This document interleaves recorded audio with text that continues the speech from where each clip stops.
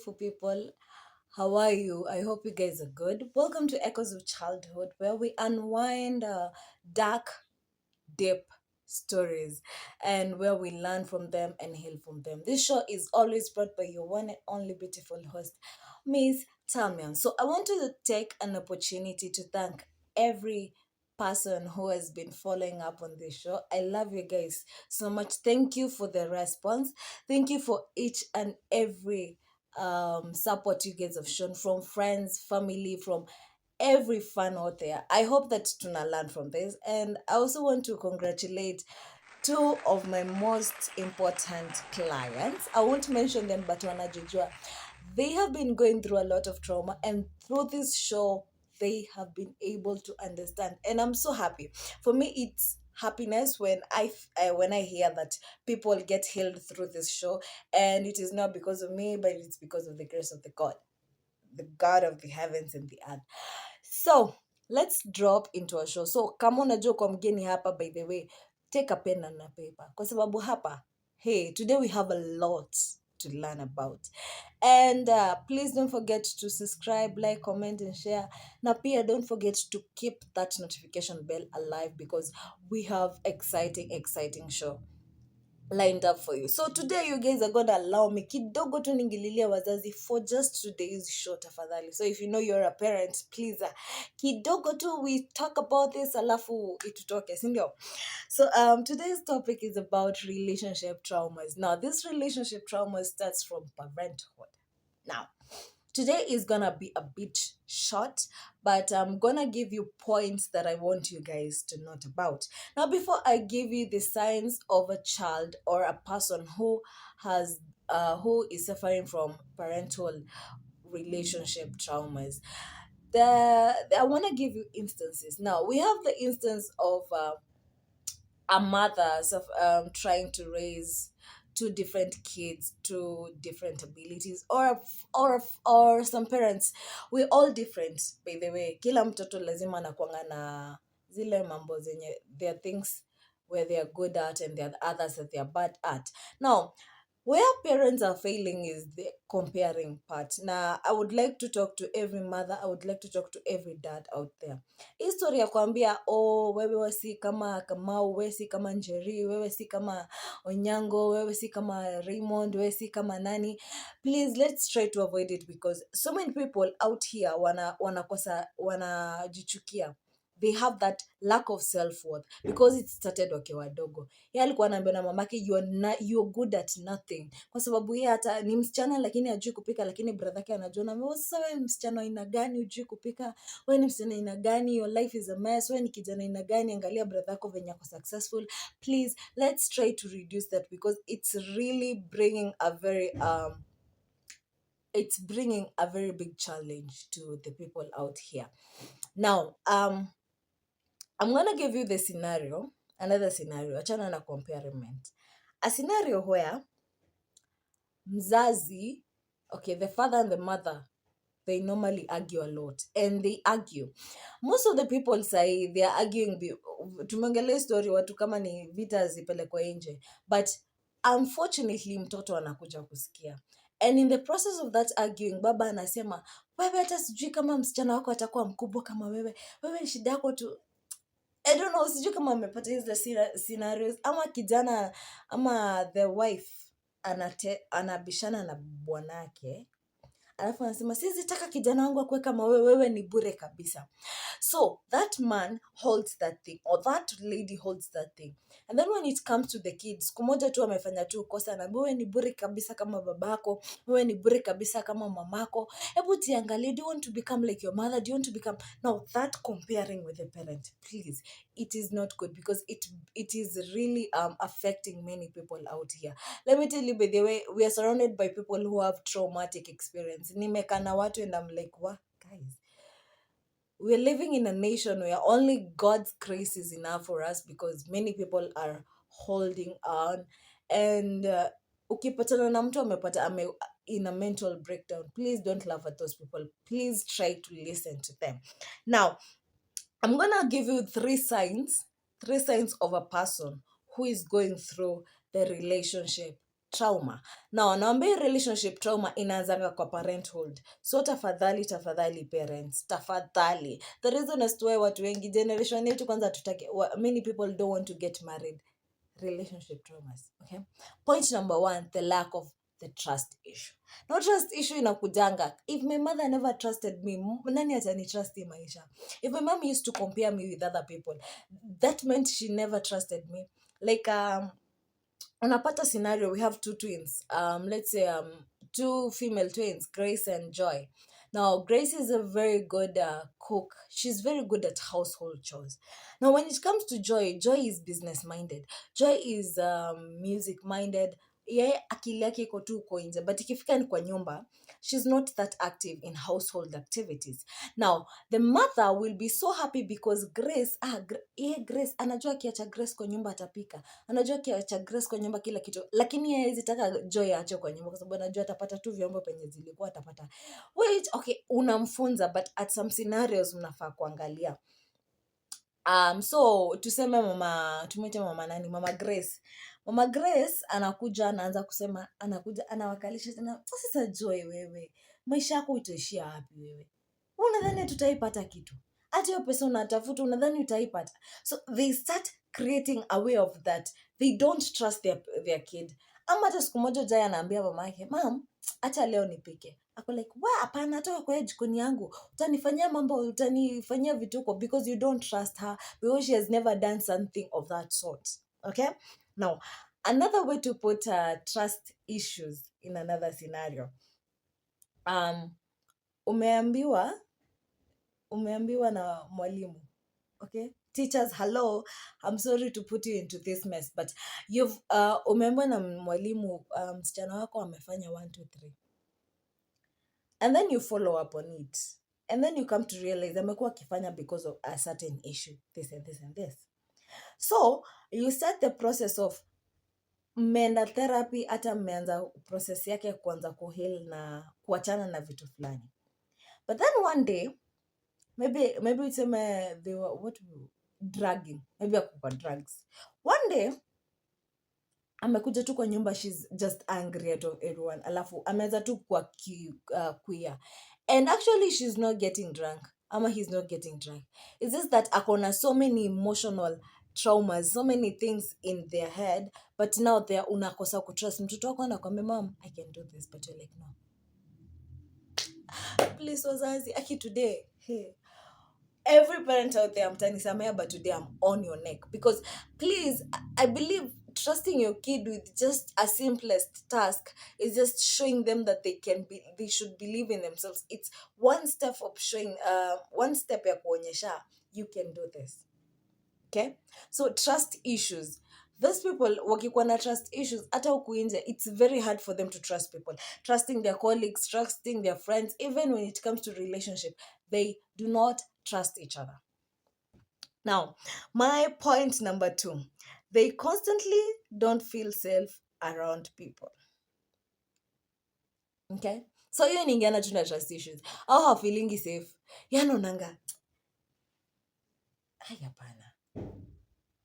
I don't know if ushaiambiwa na mtu.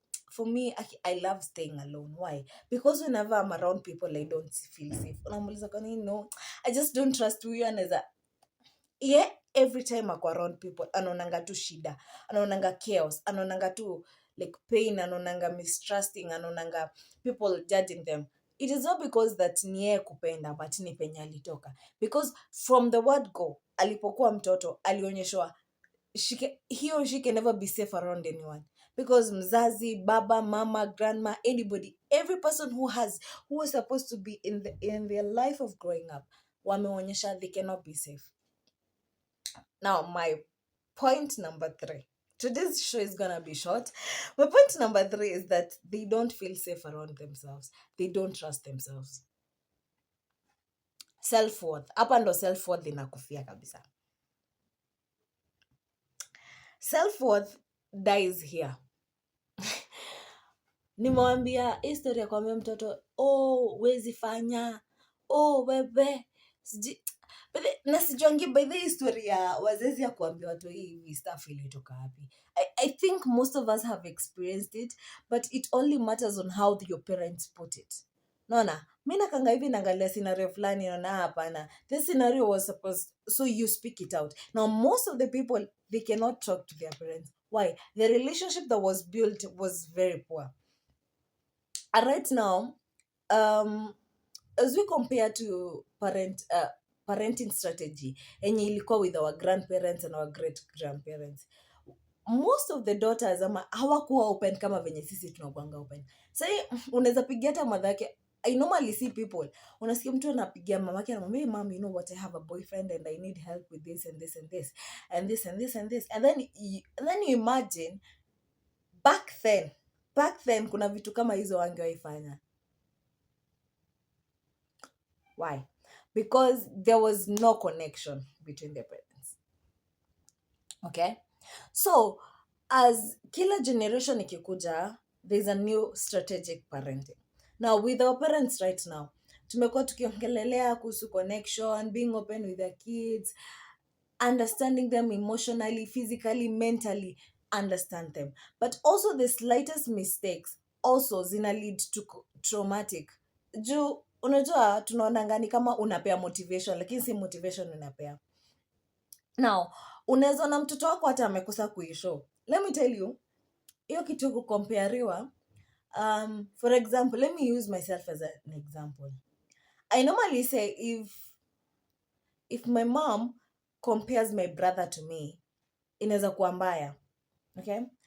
Ama we surround, if I'm a mother, alafu we have 2 kids, I normally say the only way I can be able to understand is like go to parenting classes, understand my kids both, kwa sababu kila mtu akona penye strength zake ziko na weaknesses zake ziko. So comparing them inaleta, kuna mmoja atakosa self-worth, kuna mmoja atakosa. Na obviously kwa familia by the kuna kongana ule favorite. Which is one thing I am very grateful, because I listened to a certain podcast. God, what was it about? It was a US doctor. She was explaining to people how parental is so difficult and people should try to raise kulea watoto in the same way. Onyesha usikwati ati unaonyesha mapenzi sana, onyesha wote mapenzi. It's very good to equalize for them to understand each other. Now my point was about feeling self around yourself. Now omtoi amegrow up amenyeshwa hapana, me cannot do anything, mi siwezi fanya shit. Mimi for me mamangu anaonanga mi siwezi. So if my mom sees me that sees I cannot do anything, then what about the rest of the world? Kidogo kidogo hata wakikaa hivi na watu unasikia anaambiwa wewe ni bure kabisa. So it becomes an issue. It becomes a very big issue to that person. So whenever they see themselves, they stand and look in the mirror and they're like, you know what? I'm not worth it. You know what? I cannot do this. So at that moment, trauma kicks in very hard, because huyo mtu, even though they are capable of doing something, they cannot do it. Hata akifanya kitu mzuri hivi anaonanga hapana, kidogo, a slight mistake because it's something that is inbuilt there. Okay? Now, there are so many I have 3 points on how to heal. But before I talk about that, I want to explain about 3 things. Today I had notes because this topic I had to research it very well about it. So nataka kuja kuongelea kitu sijui. I want to talk about 3 disorders. We have 3, we call them stress. Ni kitu inakosiwa na trauma, sorry. We have ADHD, ACEs, and PTSD. ADHD is attention deficit hyperactivity disorder. Now, this comes from lack of attention kutoka kwa mzazi. Oja, I think tushatoka hiyo era. But kitambo, I normally jiuliza how our parents survived. Because kitambo we used to hear baba alikuwa anakuja analeta chakula, anapika, anapikiwa food, anaoga, analala. He's always on the move. The mother ndo anabaki na watoto, na sio kila time ataweza kupata time na watoto because ako shamba, ndo ako kwa nyumba, ndo anafaa ndo anafaa kufanya vitu zingine. So the lack of attention of your child ina cause ADHD. Na inafanyanga watu wanze kureact. Anafanya tu makosa, not because ati hajui ni mbaya, but because anataka attention ya mzazi. How many of you parents or how many of you siblings have seen our own siblings, our own children, wakifanya a certain mistake, and when they are asked, they say mom was never around to show me, but I wanted to see. Ama yeye anakosea tu kwa sababu mzazi wake ako US, anasema maybe my mom takes trip. Let's for example use we say my mom works from Monday to Saturday, my dad works from Monday to Saturday, so we are left na nannies, we're left with house helps. Okay, so the moment this kid will need attention from the mother, nakwambia they will cook up something, they will do some very very shady things that we all don't even believe, only to get the attention of the parents. So enough about ADHD. We have ACEs. ACEs is adverse childhood experiences. Zile hizi ni tu kama abuse, neglect, vitu kama hizo, any experiences zenye hao watoto wameface through. It comes inakujanga outside, in a way inakujanga tu very funny. Ataanza tu kuwa na mental outbreaks, kuna vitu tu anafanya mental breakdowns, I'm sorry, some things they do that it's not because that it was actually to them, it did not affect them. It's a trauma that's invisible. So when it becomes visible, it's very hard, because they do things, they go into drugs, they start avoiding people, they start self-harming. Others, they even do beyond things that we cannot even explain here. We have PTSD, that's post-traumatic stress disorder. This is now the stress that comes from trauma imemhit. Now the stress ya Kenya alipitia kia mdogo inakuja So enough about that. I'll explain this at the end of the video. How to deal with ADHD, ACEs, and PTSD. But let me tell you, 3 ways to heal, to help a victim, or maybe you're a victim of relationship trauma. How are you going to heal? Number 1, you have to practice. You have to practice a lot of mindfulness. Now, you have to accept, to connect with that thing. It happened. Now it's time for you to connect with it, okay?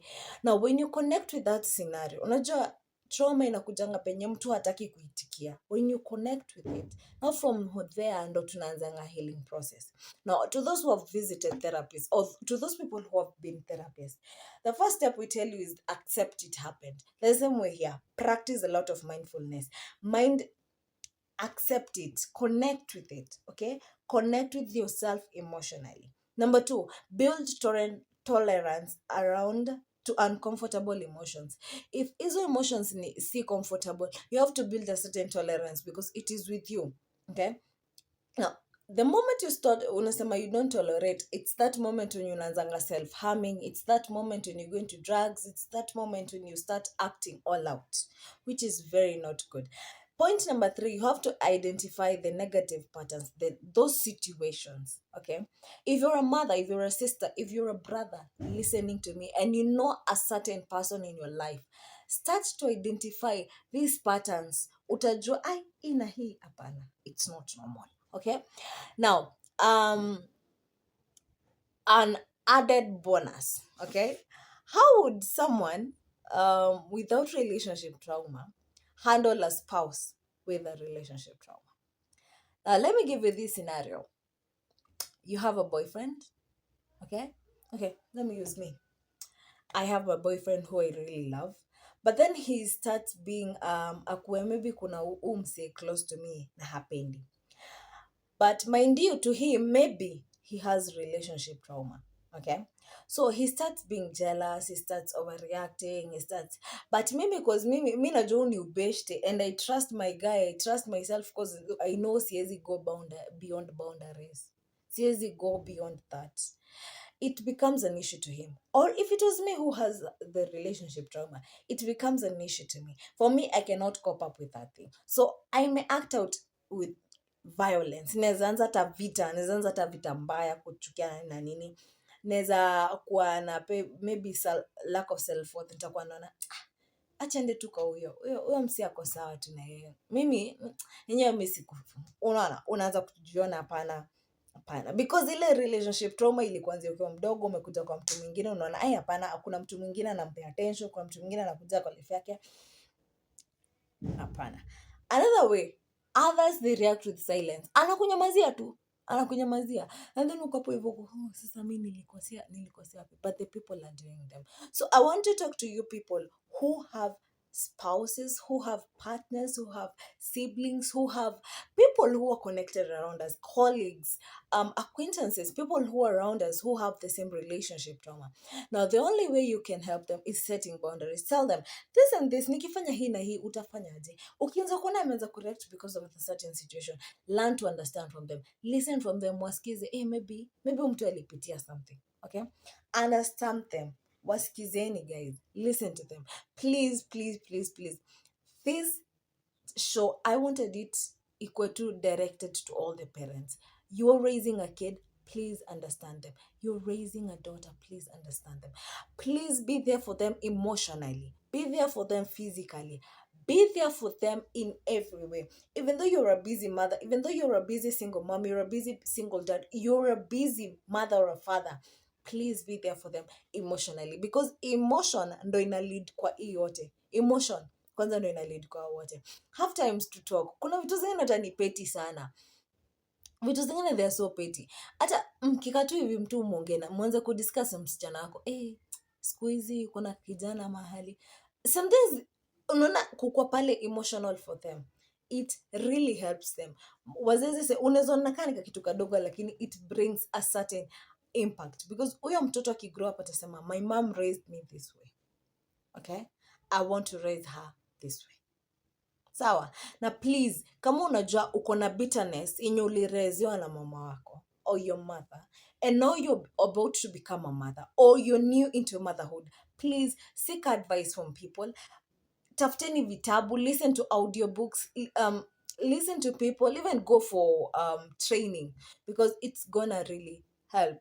And today, I said today's show is gonna be very short. So in conclusion, I want to let you know that the role of a parent in every person, the role of a guardian in every person as they grow, it triggers the 70% of the trauma that may go through. So as a mother, as a father, as a guardian, whoever you are, a big brother, you know you're a parent, please, whatever actions you do, try to think about them. Will they affect the people around us? Okay, so remember, you want to reach us out, you have something you want me to discuss about, you are maybe going through a certain scenario, DM me on my Instagram page at Miss Talmian Blessed. Social media will be down on your page.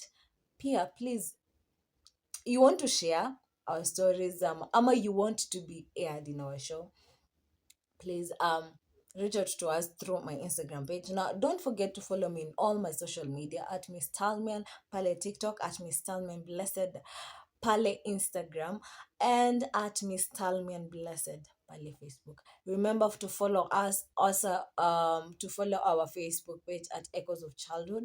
Tuko pale Facebook. Well, reach out to us, tuambieni, and together we are going to create a nation. We are creating a very strong nation. Kwaherini guys, I love you so much. Tupatane to the next show. Kwaherini.